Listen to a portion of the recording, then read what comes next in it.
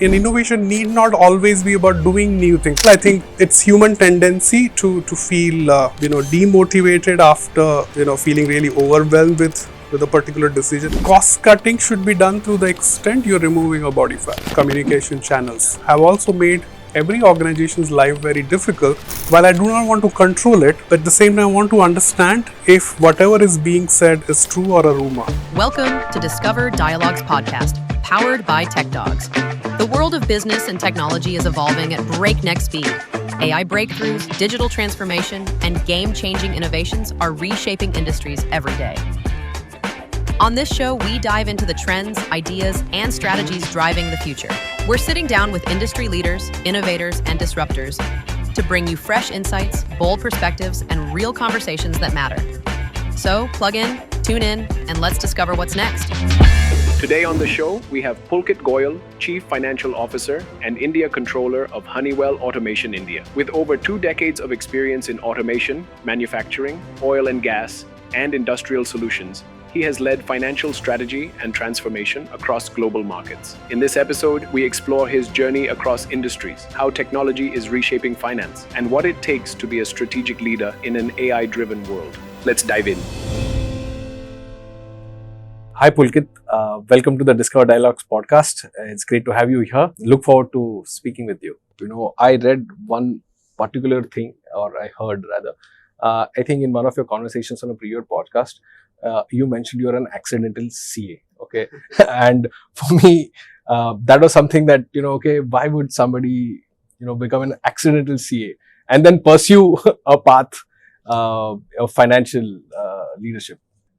So, thanks for this question. And before I start, I also want to thank Tech Docs team to invite me for this video podcast. I'm excited to have this recorded. Well, I come from a very small city called Jodhpur. It's more of a touristic place than a business place.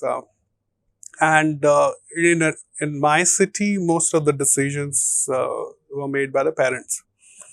And I think they probably thought that, after my graduation, this guy will be lost or he doesn't know the direction. So they wanted to probably in the right way give me a direction, say, okay, we decide for you, what will you do? And we had only 3 choices, science, maths, commerce and arts. So yeah, most of my family members or relatives were in commerce. I think it just would be easy to manage. And that's why I chose. As I was studying and pursuing my finance and CA, I would say I really gradually discovered that, my interest lied more in creativity, design thinking, and also probably, if I can just say, maybe a little bit of event management kind of. So I don't know, though you didn't ask me, but if I were not a CA or a CFO, I would have been probably, doing something similar to, what you are doing, though not as sophisticated as this. So yeah, basically my parents decided to, what I should be doing. Okay, and how's the journey been since then, right? So from what I remember, you moved to Mumbai, to pursue CA. Yeah. And since then, obviously you were in the consulting space. And the auditing space, then eventually moved to financial operations and now financial leadership in that sense. Why don't you walk us through that journey a little? Yeah, I joined EY in 2006, early 2006. And I think worked with them for around 2 years. And gradually I started to realize that my interest lied more on the brick and mortar companies and in the manufacturing space. And with that I made a switch. Honestly speaking, in 2007, when I made a switch to another company outside of the consulting business, I didn't know why I chose. I started reflecting on it over the time, and I realized that one of the reasons I changed was because my father is an engineer. Okay. And my summer vacations were spent with him, going with him, around the factory and the plant, because he worked with a sugar factory. And so every I would say summer vacation will end up at least one day of, day tour on the plant. And the best thing that I remembered or looked forward to it was after the tour was over, you will be greeted or gifted, hot Yeah. sugar. Yes. So that is what I used to kind of Yeah. really wait for. Jaggery, And hot jaggery. jaggery or the sugar was hot sugar Yeah. is kind of really rare.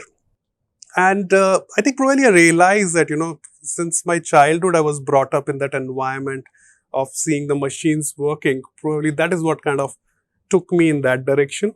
And then I joined, Petron Engineering, which is, into EPC business. Now kind of they wound up the business. And, that started a completely different trajectory for me. Worked with Petron for around 6 years and then switched to another diversified conglomerate called Thyssen Group. Worked with them for 9 years. Started in Mumbai office of TK, and then worked abroad for around 4.5 years in the EMEA region. So gave me a very different perspective of working with diverse teams. And then came back to Pune. And since then I'm here. And meanwhile, Honeywell tapped my shoulder. And in early 2022, I joined them. So a lot of things happened accidentally. And if I can just say, so basically, I took, I would say, also a lot of risk and bold decisions. Couple of them didn't go as I wanted them to, but I think most of them kind of paid me off, and it means to me. So you take a bold step, of course, do right calculations of what can go right or what could go wrong. But then eventually, if it doesn't go as planned, you learn from it and I think make the corrections. So that's what it has been, and I love the sector in which I operate. Even though you kind of called me accidental CA, but yeah, I really loved to be in this sector, and I try to bring the right mix of, I would say, uh, the conventional manufacturing as well as bringing, I would say, the new age thinking, learning from people like you and the other companies. You're far too kind. Talking about bold steps. So you worked across geographies, you worked across industries. What do you think has shaped you the most? Was it working with people? Or was it working and understanding, how businesses operate across? So I would say I'm a people's person, by the way. So by international experience, indeed, not just professionally but personally changed me what I am today. And one thing that kind of comes to my mind is, it may appear really very simple when I say it, is I think speaking clearly and also in a language which everybody can understand. Yeah, that is true. Which honestly, I lacked that understanding big time. And especially, I think you can imagine the region, which is, Middle East and Africa, consisting of 70 plus countries, each speaking, I would say, at least different dialects, if not different languages. I was the only Indian in the entire team. My team was consisting of at least 7 to 8 nationalities. And I realized that when I was speaking, my accent was, of course, very different. The second thing was I was speaking way too fast. And people really struggled to understand, and some of them were really not willing to even join my meetings. I think so this really helped me a lot, and I can tell you this is a professional experience that I'm sharing. But this was also personally a very big lesson for me, that if you want to work or live in a place and you want yourself to be successful and be understood, you need to really communicate in the way people understand. And so to sum it up, I think your own ability to explain things which people will easily understand, and I think then get things done. I think this personally for me was the biggest lesson. On a personal front, I feel that obviously working with people of different cultures and kids really teach you about simplifying things and articulating your ideas better. Correct. That you work with very large organizations across the globe. Do you think there were these moments where you felt that am I at the right place, or did you doubt yourself, or you said no, you were very sure of where you were? So Many times this came in, and and I told you a few minutes ago about transition from a consulting or service business to the manufacturing or industrial sector. As I speak, it may sound pretty smooth transition, but I think within a week of me making that switch, I had decided to put in my papers, because any change which is uncomfortable for you is not easy. I think it's human tendency to feel demotivated after feeling really overwhelmed with a particular decision. I think it's important to then fall back on someone who really you really trust, and get use that person as a sounding board, and then make your informed decision. Eventually you are responsible for what you do, but I think it's good to have sometimes those differentiated opinions about your decisions. And then I call my mentor, and I'm also thankful of having a couple of mentors who always guided me along this journey. So I called my mentor, and I said, yeah, this is the problem that I'm facing.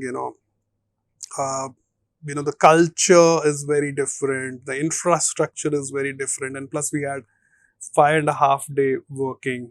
Age profile of the people was kind of quite different.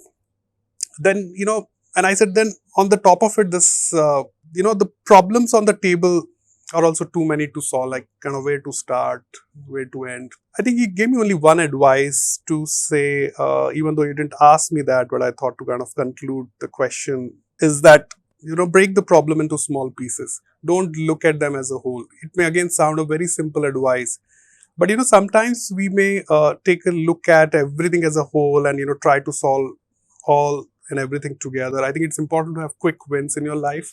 Absolutely. That also motivates you to take next bold step. So I think that really worked very well for me, and I mulled over that, I would say, very useful piece of advice, and I stayed on. I completed almost like 6 years with that organization. As a financial leader, leading large organizations, the challenges are very different. What is the nature of these challenges, if I was to say? How is it that you approach them? The first one is about the organization and your influence within that.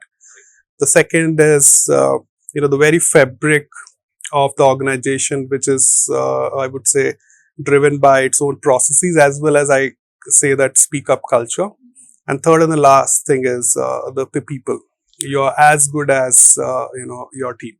One of the things that is spoken about a lot whenever you look at finance as a function, as a business function, is finance is all about cost control.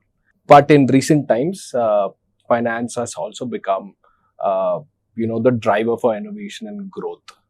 Okay, so in your position as a CFO, as a financial leader, what are some of the things that you do today to be able to drive innovation and drive growth? Before I try answer your question, I had said a few minutes ago about how manufacturing sector is an important metric for any country's growth. At the same time, I think the agility that you will typically see in the new age businesses, the technology companies, the software or the services company is, they are far more agile than what a typical manufacturing or an industrial company would be. So for me, I think this is something which I personally also try to remind myself a lot, that we need to be absolutely agile, and the same has to be percolated down within the organization as well. So this is for me the most important thing, which kind of helps organization to drive also the innovation culture. And you're absolutely bang on when you talk about the cost cutting. Actually, I would call it maybe more efficiency than the cost cutting. And if you want to use the word cost cutting is also fine, but it's like, for me, it's like a body fat. So cost cutting should be done to the extent you're removing a body fat. When we lose that differentiation, I think that's when we start hurting maybe our bones or the muscles. So one needs to know where to stop. And normally, I think we all know where the fat is, right? So that awareness is important. On the other hand, while you are cutting your fat, it's also important to build the muscle additional or the new muscle, which for me is driving that innovation mindset or the design thinking or differently. For example, if in my office we have a corner where we kind of typically do walk the wall every fortnight, and all of us will stand up at a particular time and have a discussion on something absolutely not official.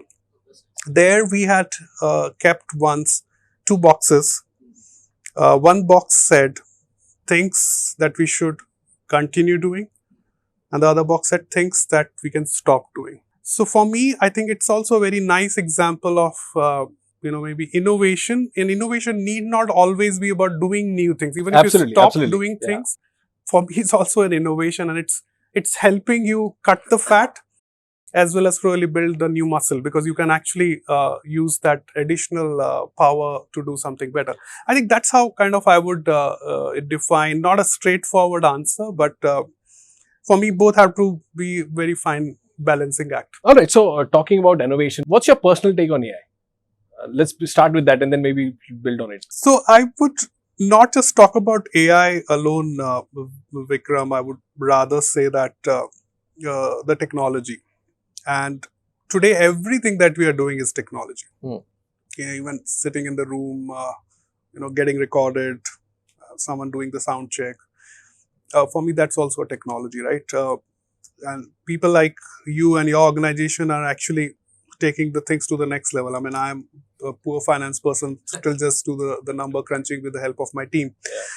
So for me, I would put it this way that if any company or any person says that I don't need technology, probably they're lying. Why do I say that? And again, take example of very simple thing as bank reconciliation statement. I'm sorry, I'm using this finance jargon, but hopefully you will understand what I'm trying to say. Now, probably a decade or decade and a half ago, you will have in your bank statement, say maybe 1,000 odd entries. Now in this age of technology and use of lot of digital platforms for commercial transactions and small value transactions, those transactions or those line items have ballooned into millions. If somebody has used the technology to throw those voluminous transactions at me, I have to also use the technology to solve that volume. And this is where I would say the technology helps me. Advent and use of social media and different other, I would say, communication channels have also made every organization's life very difficult to say and think about what is being spoken and conversed. How is it happening? Because of the technology that's being used. Now, I also need a technological answer to get my arms around it. While I do not want to control it, at the same time, I want to understand if whatever is being said is true or a rumor. And then I need to also have my own answer, even if it is true. And that I can only solve when I use technology. And the third and the last thing that I can tell you, just to make it a little bit more, I would say, relevant, the same goes also for, by the way, regulatory compliances too. Yes. The digital footprints are increasing as large section of population has, come to associate themselves with the digital channels much more. There are regulators who are also coming up with, rightfully, new laws and, the rules of the games to protect, the public at large. And I also need a technological answer to be able to comply with it. So I think the evolving role of a CFO, given the AI context, is going to be very different. I think, in my opinion, the business functions that will drive AI innovation or AI-led innovation will, in that sense, be pushed by, the finance function, if I was to say, right? Do you think that there is a push that as a CFO you have to give to those functions, saying, what, here's an AI budget, we have to do something about it? So I would put it this way, that while we normally like to have a dedicated technological, investments, to really ramp up the organization with the changing demands. And I'm giving the answer, in general, things that I like to do or I would like the organizations to do. In that context, we definitely monitor the budget. or I would like to monitor the budget. Having said that, we just cannot kind of tell people to, okay, can you just tell me some, new cool AI tool, and, I have, deep pockets and I'll go and kind of spend. So we need to really prioritize that investment. It has to be organization wide. We cannot do it in pockets. The best way to get these things done would be to really crowdsource, the different ideas, bucket them into 3 or 4 categories. One could be, say, compliance oriented, where I think there would not be any negotiation when you deploy the technology. Other could be more on the performance, or I would say efficiency. And third could be on the growth, right? Some of these AI tools can actually unlock, I would say, great sales potential, or generate leads too. Yeah.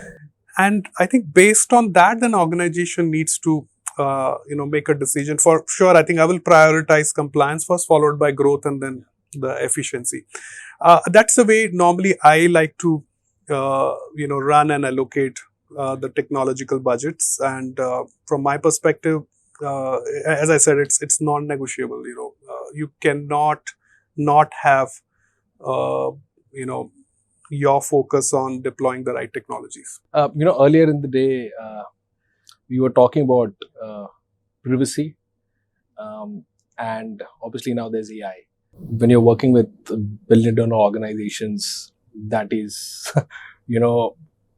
is paramount. What I mean by that is that you have so much information, access to so much information on many levels, right? So it's right from your customer data to your own IPs, okay? And then there comes AI where you want to leverage it, okay? But then how does one, as a CFO or as an organization, prepare themselves for something like this? So very relevant question. AI or the technology looks extremely attractive, but it comes also with its own share of risk associated with it. And as you rightly mentioned, the risk of the data leakage, as well as data theft, and potentially even making us susceptible to cyber threats too. From my perspective, the easiest solution that I try to kind of typically apply is, I always look at the holistic solution, which can be applied across the organization. So we will also have one toll gate. We would like to have really a very strong gatekeeper on approving those technologies before they get deployed. The second important thing is having also a very solid data and the cyber controller who are consistently, monitoring the performance of these IT tools, and also making sure that, we are well guarded by any such potential threat. Third, and the last thing is to actually make investments in really the right technologies. And I had said, some time back that there will be a lot of new, innovative, cool technological ideas, but it's really important to dissect into smaller pieces and decide where do we really want to focus. The more standardized you are in your approach, I think it will also help our technology team ring fence it, Right. properly. Then actually trying to put your fingers in different things, which indeed becomes very difficult to manage. So, as I said, 3 things. One is really making the right investments as per the priority of the organization. The second important thing is also investing in the data protection and the data control aspects of that as well. And the third and the last thing is, which is also extremely important, to make sure that we are kind of doing or deploying this across the organization, not trying to do it in silo. See, the modern CFO's role is no longer just about managing financials, right? A lot of millennials like ourselves in that sense are moving to leadership roles. Gen Zs are, joining the workforce. So, how do you manage that change first? And while doing all of this, how do you build high performance teams? While you hire, what is the kind of attributes that you start looking for? You asked a couple of things, so let me start with the last one first. And if I miss anything, please remind me. Yes. So you said the attributes. I would say the first thing is high passion and the energy. Nothing, beats that. In fact, when I joined EY in 2006, so we had a very nice induction program before we were all asked to take our interviews. And one of the things that struck chord with me, and I'm talking of something almost like 19, 20 years ago, that we need the right energy and the passion. Rest all will teach you, because we all know that you're fresh graduates or you just qualified as a chartered accountant or public accountant. So that's one thing I really look forward to. The second is integrity and ethics, especially in the functions that I lead. There is no compromise on that. While it's very difficult to judge someone in a few minutes, but for me, that becomes extremely important barometer for me to really allow someone to enter the room. And third and the last thing is, I think the people learn the most when they work in the most challenging environment. So actually, I also respect the people who want to take on the challenging task. The other question was that, millennials are moving into leadership roles. Gen Zs are managing the workforce. How do you manage that? I would say one thing that I see different, and by the way, I'm not, I don't know if I fit into millennial criteria or not, but I'm not that old as well, by the way, so I'm still pretty young. No, I think we're all young, yeah. One thing that I kind of note, which is on a positive side, that the new talent and the new generation are pretty clear as to what they want to do, which at least in my case, 2 decades ago, I was kind of not very clear. I think I told you that I was forced to do commerce, I would say, stream and develop myself in that area. So that's one positive that I kind of like. They're super clear as to what do they want to do. One thing that I feel probably can get a little bit better, or at least they would like to reflect on it a little bit, is to give time to the projects or the topic they are really working on. And I think this will really help them shape as a better professional. Then I think jumping from, I would say, one topic to another. And maybe if another element that I can add to it, and which I recently also, I would say, experienced, I probably naturally they are also missing on the social or the people management skill, which from my perspective also becomes extremely important. And personally, I feel these two areas where they should really focus more on. I think people skills, as well as also, I think, really being stable into the topics that they are dealing with. I think this will create a really rock solid foundation. While I really love their energy, passion, as well as absolute clarity of thought. Sorry. So, Pulkit, how would you describe your leadership style, and what are some of the core principles that guide your approach? I would say a pretty balanced person. I try to take the decision in a way which benefits the organization holistically. And I had mentioned to you some time back about use of influence. At least I'm being extremely mindful of that. So being balanced, but at the same time try to increase my sphere of influence. The other thing I would say, which would have also come out in the conversations early on, is I'm bold and a risk-taking individual. And I like taking calculated risks. So, for example, I won't just jump from the floor here, but Yeah. in general, I would say that I would not hesitate taking bold decisions, including really taking topics head on, which have been persistently unresolved. Third and the last would be, I think, I would say, heavily oriented on the people side. Sometimes people probably try to misconstrue it as, I would say, the weakness of some people, that, okay, if you're a people person, maybe you cannot be a good leader. I think I find it's not really necessary that if you're a people person, then you cannot be a good leader. It's very important to to have and create that cordial and a positive environment in your organization. What's that one piece of advice you feel that you would have perhaps gotten way early in your career, would have changed things for you? Would that be the same advice that you would give others? I don't know if I can give advice to others, because what works for me may not work for others, and also vice versa. One thing that I would say to myself is, if I go, 20, 25 years back in time, to be more rational than emotional about topics.